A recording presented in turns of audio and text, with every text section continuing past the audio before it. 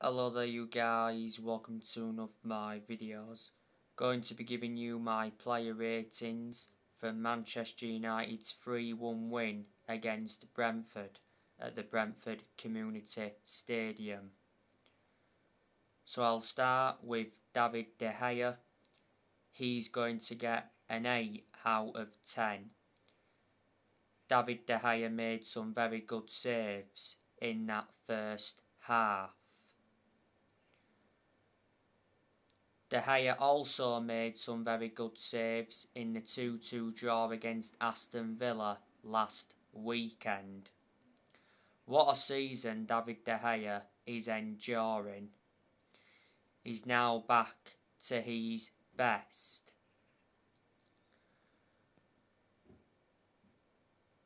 De Gea's won everything domestically at the football club, and he's made over 500 appearances for Man United in all competitions.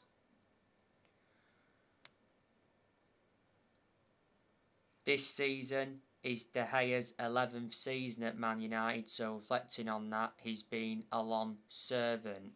He's been with us since the Ferguson era, and he did mention earlier on this season, De Gea, that he's planning to spend many more years at Manchester United. His contract at Manchester United expires next year. De Gea receives £375,000 a week, so he's the second highest earner at the club. Revert back to last summer, he reclaimed that #1 spot back, as he did decide to cut short his holiday by 2 weeks.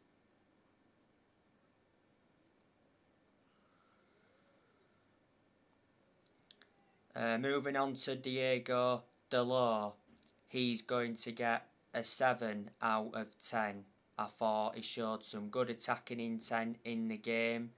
He got in some good positions. He was very effective in the air, and defensively he was good. Diego Dalot is our first choice right back under Ralph Rangnick. Dalot's had good games this season, especially under Rangnick. Last season, Dalot had a loan spell with AC Milan, so reflecting on that, he gained some experience. Manchester United brought Diego Dalot in under the Jose Mourinho era, who got him from Porto. Man United paid £19 million for him.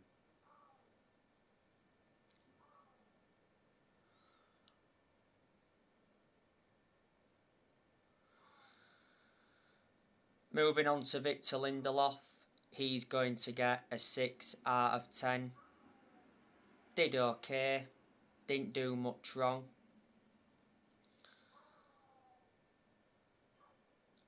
Lindelof, I don't think he's good enough to represent the club. I think Man United need to sell him this year, but we're not going to sell him this year. Lindelof's been at Manchester United for 5 years now. Manchester United got Victor Lindelof from Benfica back in 2017. Manchester United paid £31 million. Moving on to Raphael Varane. Varane is going to get a 7 out of 10. I thought Varane was very good in the game, especially in that first half. Varane looked well composed. He brought the ball out well from the back. Defensively, he was good, and he made some good clearances. Most of the time when Varane plays, he seems to make the difference.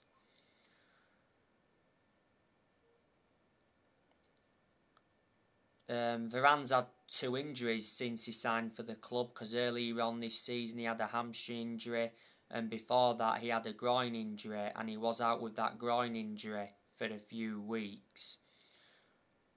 Varane is regarded as one of the best centre-halves in the world. He's highly experienced and he's got a good pedigree behind him.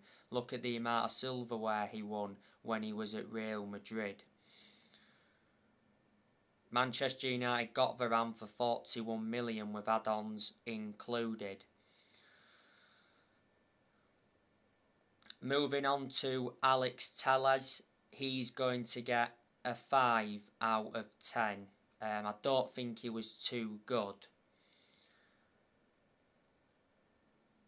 I thought he was actually better in the second half than he was in the first half.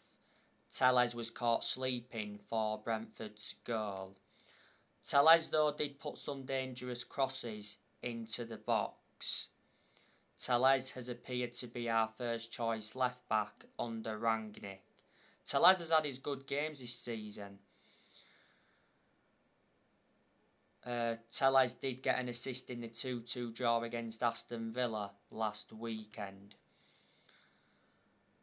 Earlier on this season he had an injury. The reason Manchester United brought Telles in was to provide competition for Shaw. Manchester United got him from Porto back in 2020. We got him for 15.4 million.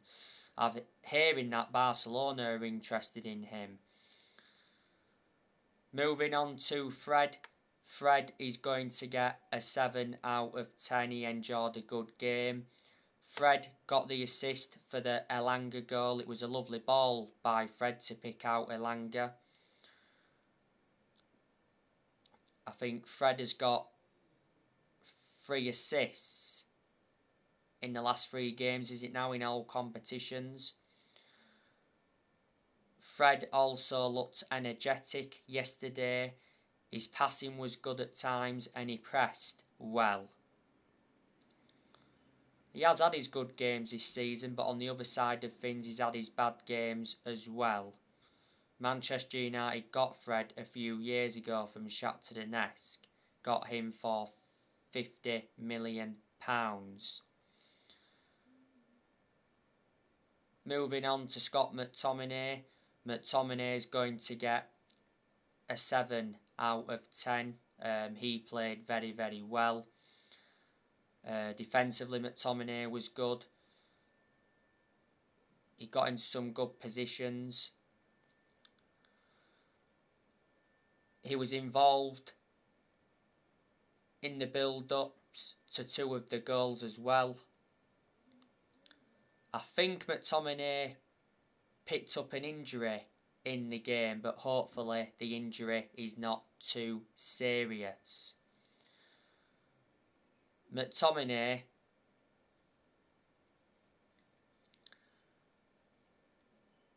has done really well in the last few games he's played in. He did well against Aston Villa in the Cup the other week. He got man of the match in that game. He only scored the goal of that game. McTominay missed a 2-2 draw against Aston Villa last weekend because he was suspended. McTominay's been part of the club for a long time. Revert back to 2020, he committed his future to the club because he signed a 5-year contract. Moving on to Anthony Elanga, he's going to get a 7 out of 10. Obviously Elanga scored Manchester United's first goal. It was a header. It was his first goal of the season. Anthony Elanga looks a very good asset for the first team squad. You know, he's made quite a few first team appearances now. Elanga also did well in the 2-2 draw against Aston Villa last weekend. In that game his link-up play was good, he made some good runs, he got in some good positions and he had a couple of chances.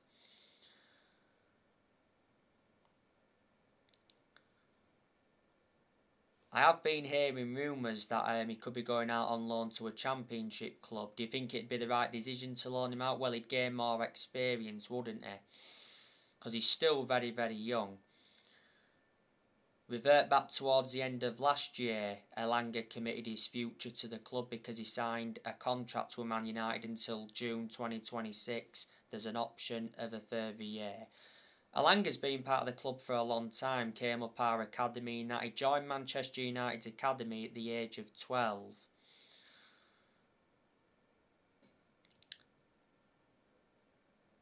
Bruno Fernandes, he's going to get a 7 out of 10. Bruno Fernandes got 2 assists in the game.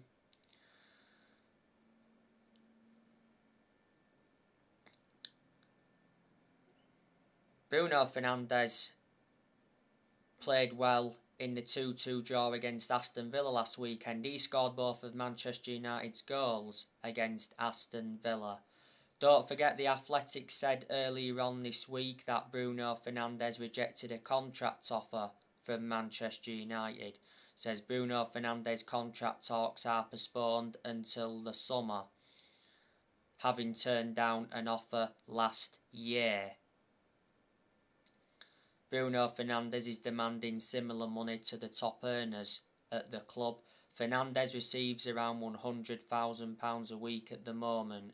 He's under contract with Man United until 2025. There's an option of a further 12 months. You know, I think the game yesterday night and the game against Villa last weekend are the two best games that Fernandes has enjoyed so far this season, because Fernandes has been inconsistent in a lot of games this season. But he's still one of our best players, and he's certainly one of the best signings we made since Ferguson retired. He's been a Man United player for 2 years, got him from Sporting Lisbon back in January 2020.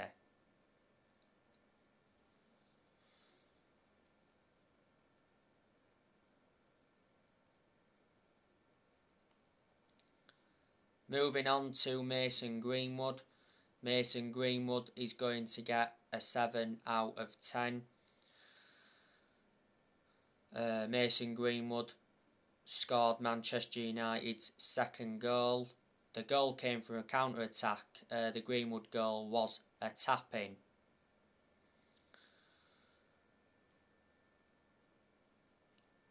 Greenwood played in the 2-2 draw against Aston Villa last weekend. He was greedy at times in that game. He had quite a lot of chances in that game, but unfortunately he didn't convert them.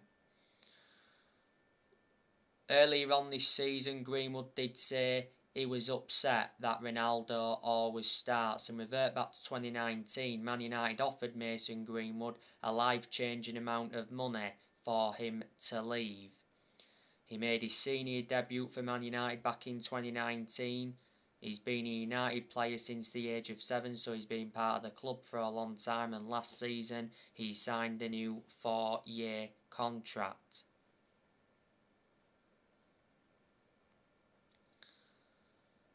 Cristiano Ronaldo, he's going to get just a 4 out of 10. Ronaldo offered very little. Ronaldo did play a part, I think, in the second goal, and he had a chance when he hit the crossbar. Ronaldo got taken off in the game, and Ronaldo was furious for being substituted against Brentford. Ralph Rangnick defended his decision to substitute Ronaldo. Prior to the game against Brentford, Ronaldo missed Manchester United's last 2 games because of injury. Obviously, revert back to last week, like I updated you, Ronaldo came out and gave an interview. And you know, Ronaldo's backing Ralph Rangnick to do a good job at Manchester United, and Ronaldo also said, "I'm not at Man United to compete for 6th or 7th. He said, "Man United finishing below 3rd is not acceptable."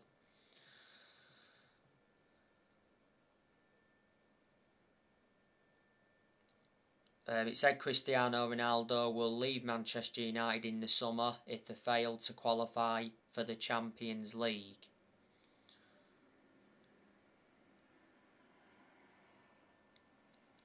Earlier on this season, Ronaldo held crisis talks with his agent Jorge Mendes about his future, and he said Ronaldo's ready to leave Man United if he doesn't like the club's next manager.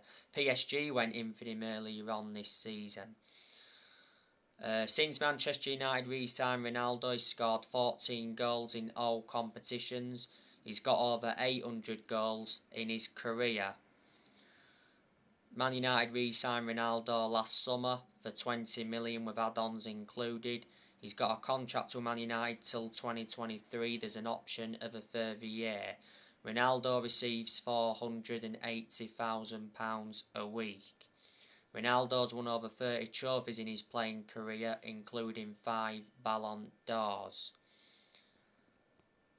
Man United brought substitutions on in the game. Obviously, Marcus Rashford came on and scored. Marcus Rashford has finally ended his 3-month goal drought. So yeah, I'll give Rashford a 7 out of 10. I can understand Ralph Rangnick for not starting Rashford because Rashford has been out of form since he had that operation on his shoulder. You know, he just hasn't been the same player. Rashford missed the first 2 months of the season with that shoulder problem. Harry Maguire also came on in the game. Give him a 6 out of 10. And Matic came on. I'll just give him a 5 out of 10. So that is your player ratings for Manchester United's 3-1 win against Brentford.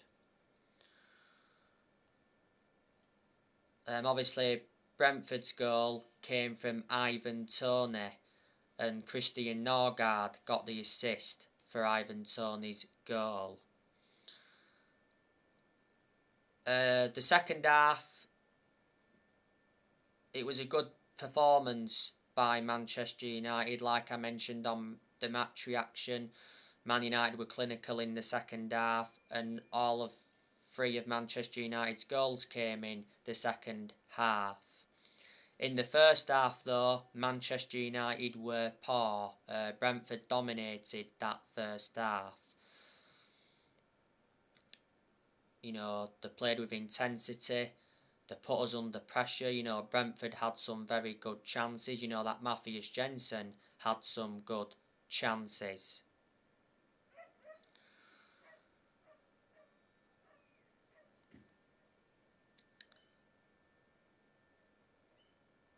But reflecting on the win against Brentford, Manchester United are just 2 points behind West Ham now.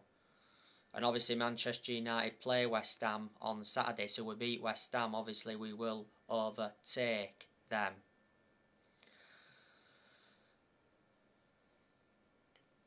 Don't forget, Manchester United were supposed to be playing Brentford on Tuesday the 14th of December last year, but obviously it got postponed because Man United were hit with a COVID outbreak.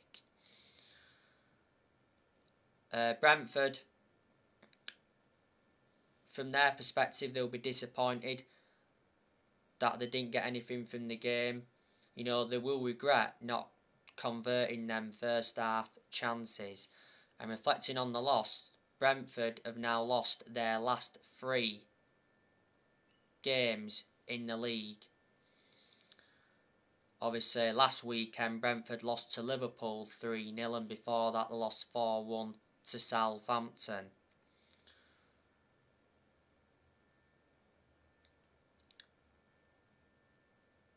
Brentford have got players out, haven't they? Obviously they've had Joshua De Silva injured. Frank Onyeka, he's not available for Brentford at the moment because he's on international duty.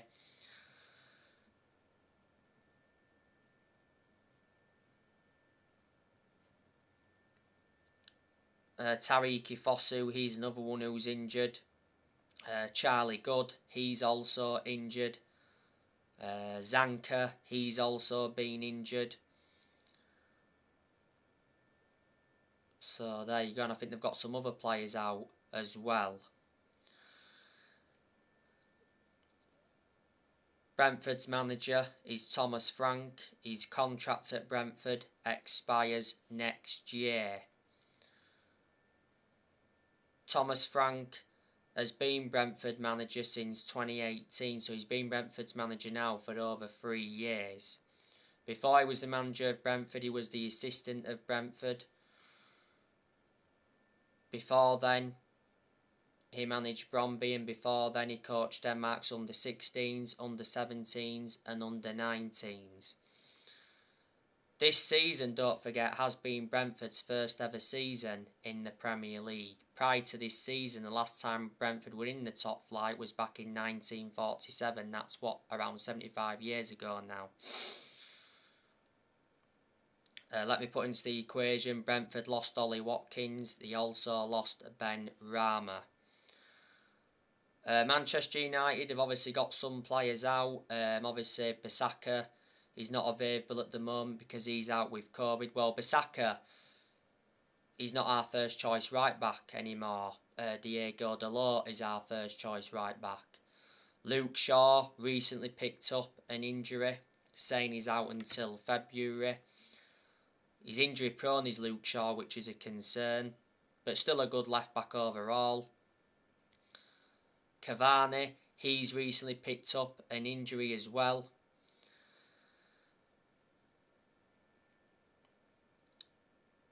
Paul Pogba, he's still out with injury. Prior to the game against Brentford, Ralph Rangnick provided us with an update on Paul Pogba. He said Paul Pogba is set to return to action after the international break. Earlier on this week, he returned to training. Pogba is obviously out with a hip injury. There's a very good chance that Paul Pogba will be leaving Man United in the summer. He said recently that Paul Pogba told Manchester United he wants to join Real Madrid in the summer, but there again, PSG is the most likely destination for Pogba. Pogba recently held talks with PSG. Pogba's out of contract at Man United in the summer.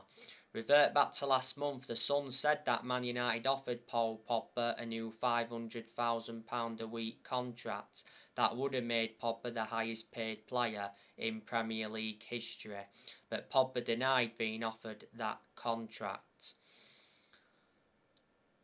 Lingard recently picked up a knock as well, but Lingard doesn't get in the team, does he? By the way, Jesse Lingard to Newcastle on a permanent deal is possible, I've been hearing.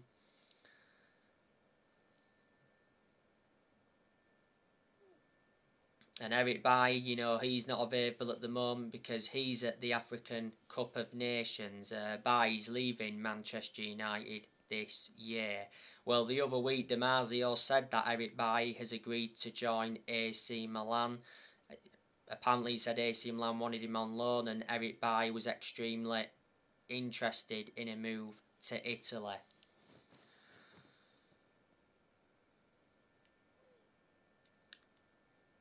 Manchester United played that 4-3-3 against Brentford yesterday and also played it against Aston Villa last weekend. Well, prior to the Brentford game, Ralph Rangnick revealed Manchester United's new formation, and it obviously is the 4-3-3. That formation seems to suit our standards, doesn't it? Obviously, Rangnick scrapped the 4-2-2 formation because obviously that wasn't working. Ralph Rangnick has been Manchester United's interim manager now for almost 2 months. He's lost 1 game so far. You know, there's been good performances under Rangnick. There's also been poor performances as well.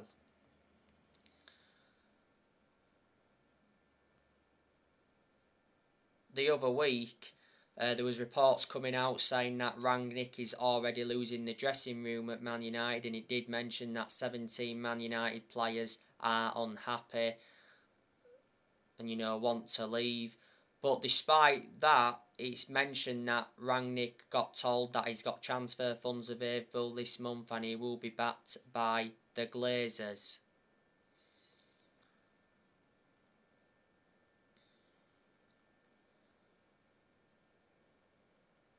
So yeah, Rangnick is our interim manager until the end of the season. Then it did initially say that he would continue in a consultancy role for a further 2 years. If we don't finish in the top 4, I don't think Rangnick will get the consultancy role. And I can't see Manchester United giving Rangnick the job on a permanent basis. unless he can, win a trophy at Man United this season. Manchester United have not won a trophy since 2017. That's nowhere near good enough to our standards. Before Man United, Rangnick was the head of sports and development at Lokomotiv Moscow. Prior to the Brentford game, it said Manchester United could appoint a permanent manager this season. Who will Man United's next manager be? I think there's a very good chance it will be Mauricio Pochettino. There again, the other week, it said Man United could miss out on Mauricio Pochettino, despite Pochettino being Man United's #1 target. The Telegraph said Man United face competition for Pochettino. It's by an unnamed club.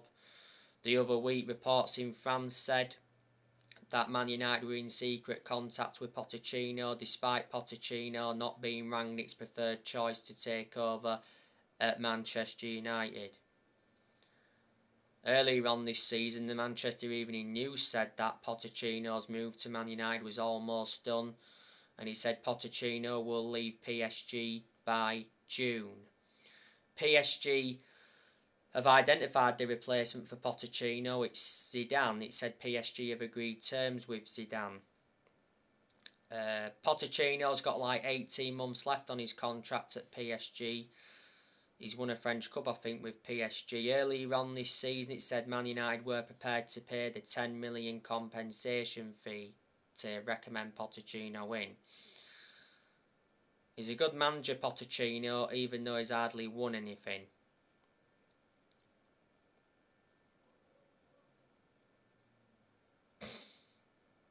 He's proven in the Premier League, which is beneficial. Because before, he enjoyed a 5.5-year managerial tenure at Tottenham. Back in 2018, he got Tottenham to their first ever Champions League final. And at one point when he was Tottenham manager, he almost won the league. Before Tottenham, he managed Southampton. He enjoyed a short managerial tenure with Southampton, but he still managed to guide Southampton to their highest ever finish in the Premier League. And they're the clubs he's managed in the Premier League so far, and before then he managed Espanyol. Eric Ten Hag, he could be Man United's next permanent manager. Not so long ago, reports from Italy said that Manchester United approached Simone Inzaghi as the next manager. Simone Inzaghi is the manager of Inter Milan.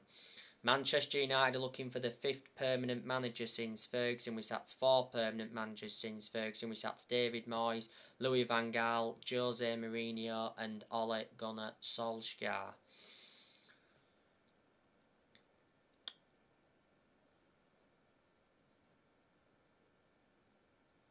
But revert back to Rangnick, he does deserve a chance. Like I said earlier, he's only been at Man United for nearly 2 months. And let me remind you as well, none of this squad's Rangnick's. He's inheriting players who other managers have brought in. I'm hoping Manchester United can make a signing this month. There's under 2 weeks left now until the transfer window closes. I'm hearing rumours about Ousmane Dembele from Barcelona. Ousmane Dembele's been told he has to leave by the end of this transfer window. Manchester United want Ousmane Dembele. I don't want him at Manchester United because he's too injury prone. Well, revert back towards the end of last year, it said Dembele is set to leave Barcelona as he rejected a contract offer following a furious meeting with club bosses. A lot of reports were coming out about Amadou Haidara recently. It said Man United verbally agreed a 33 million fee to sign Amadou Haidara. And Rangnick held talks with RB Leipzig Chiefs. Not so long ago, there was reports coming out about John McGinn. It says Man United are targeting John McGinn in the summer transfer window. Villa value him at 40 million. Sir Alex Ferguson and Darren Fletcher are admirers of the player. We've been relentlessly linked with Denis Zakaria from Borussia Mönchengladbach. We'll try to get a midfielder, because when Rangnick first came in, he identified Manchester United's midfield as a weakness. So now, guys, on my next video, I'll be giving you the preview for the Man United West Ham game. Drop your comments, likes below on the channel if you do. Consider subscribe as always, and take care. God bless. See you all again very soon.